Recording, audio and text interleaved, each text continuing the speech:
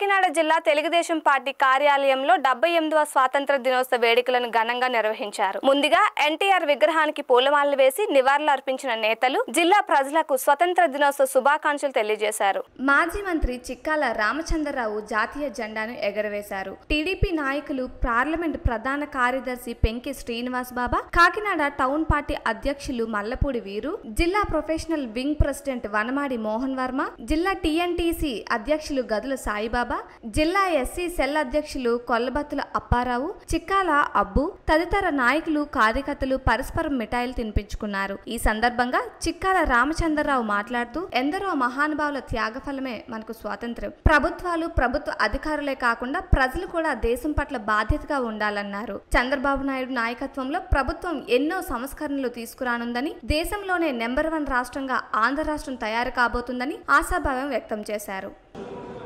ఈ స్వాతంత్రం రావడానికి ఎంతోమంది త్యాగదనులు, వాళ్ళ త్యాగాల ఫలితంగా ఈనాడు మనకి స్వాతంత్రం లభించింది.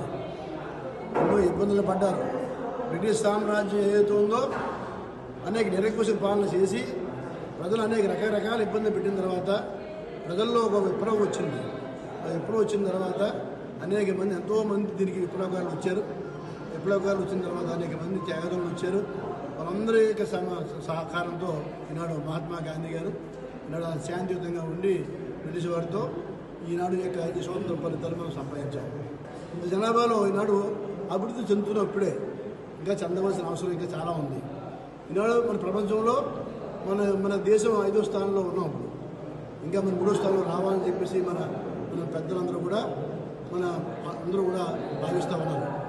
ఈనాడు అన్ని రంగాల్లో కూడా మనం ముందుకు వెళ్ళాలని, ఈనాడు ఏదైనా సరే ఈనాడు మన దేశం నుంచి అన్ని రకాల ఉత్పత్తులు అన్నీ కూడా మనమే ఎక్స్పోర్ట్ చేయాలని, ఇంపోర్ట్ చేయకుండా ఎక్స్పోర్ట్ చేయాలని దేశం మీద మనం దాని ప్రణాళికలు రచిస్తూ ఉన్నారు.